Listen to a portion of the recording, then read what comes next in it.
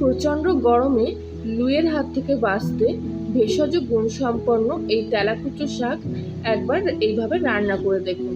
শরীরও ঠান্ডা থাকবে, মুখেও কিন্তু রুচি ফিরে আসবে। আজ আমি বাগান থেকে এই শাকগুলো তুলে এনেছি। আপনারা কিন্তু আপনাদের বাড়ির বাগানে আশেপাশে কিন্তু এই শাকগুলো নিমেষেই পেয়ে যাবেন। এগুলো দেখতে পাচ্ছেন খানিকটা লতার মতো এরকম লতিয়ে থাকে, দেখতেও কিন্তু খানিকটা পান পাতার মতো। পাতাগুলো দেখে আপনারা চিনবেন লতা গাছের পাতা আর এই পাতার মধ্যে কিছুটা ডিফারেন্স আছে। দেখুন পাতাগুলো একদমই পান পাতার মতো। শাকগুলো এবার আমি কচি দেখে দেখে তুলে নিয়ে বেছে নিয়ে কুচিয়ে নিচ্ছি।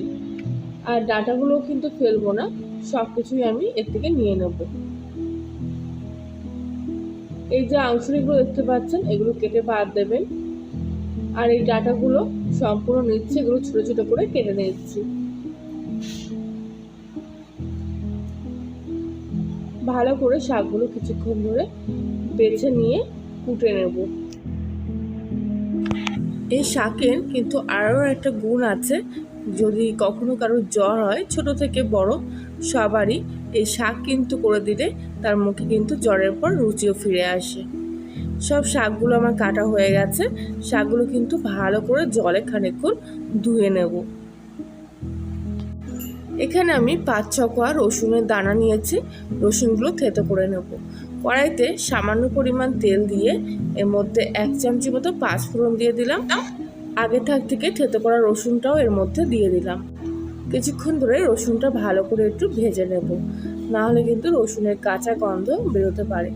রসুনটা কালার একটু চেঞ্জ হয়ে আসলে এর মধ্যে আমি লম্বা লম্বা করে একটু ছোট করে কুচিয়ে রাখা আলু 2 থেকে 3টে নিয়েছি, সেগুলো আমি তেলের মধ্যে দিয়ে একটু নাড়াচাড়া করে নেব। আলুগুলো রসুন আর তেলের সাথে ভালো করে একটু কষিয়ে নেব। আলু ভাজার সময় এতে পরিমাণ মতো লবণ আর 1/2 চামচি মতো হলুদ গুঁড়ো দিয়ে দেব। লবণ আর হলুদ দিয়ে আলুটা আরও কিছুক্ষণ আমি কষিয়ে নেব।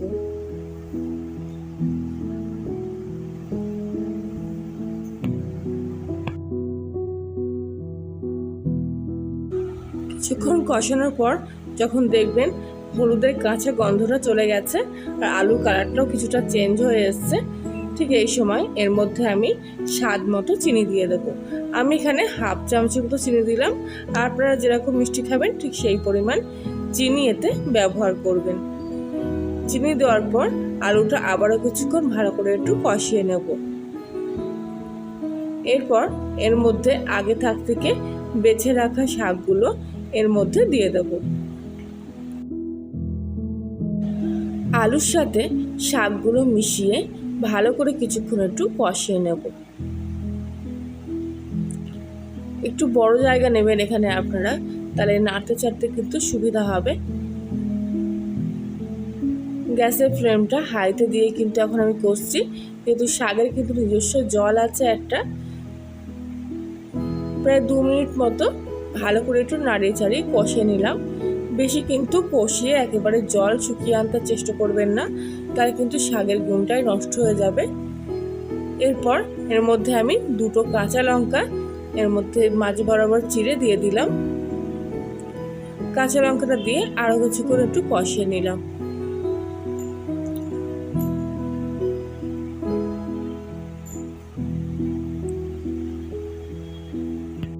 কিছুক্ষণ কষিয়ে নেওয়ার পর এর মধ্যে আমি পরিমাণ মতো জল দিয়ে দিয়েছি।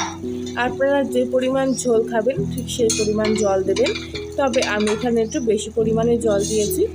শাকগুলো আর আলুগুলো সেদ্ধ হতে কিন্তু একটু জল লাগবে। কিছুক্ষণের জন্য আমি এটা ঢাকা দিয়ে রাখবো আর গ্যাসটা মিডিয়াম ফ্লেমে দিয়ে রাখবো। প্রায় 5 মিনিট পরে আমি ঢাকনাটা খুললাম আর আবার তলা দিয়ে ওপর দিয়ে ভালো করে নাড়িয়ে চাড়িয়ে দিলাম। আলুগুলো কিন্তু আমার একদম সেদ্ধ হয়ে গেছে আর শাকগুলো কিন্তু সুন্দর সেদ্ধ হয়ে এসছে। এবার এটাকে ঘনত্ব দেওয়ার জন্য আর মাখা মাখা করার জন্য আমি ভালো করে এটা ঘেটে দেব, যাতে শাকগুলো আর আলুগুলো সুন্দরভাবে মিশে একটা মাখা মাখা চচ্চড়ি মতো হয়ে আসে।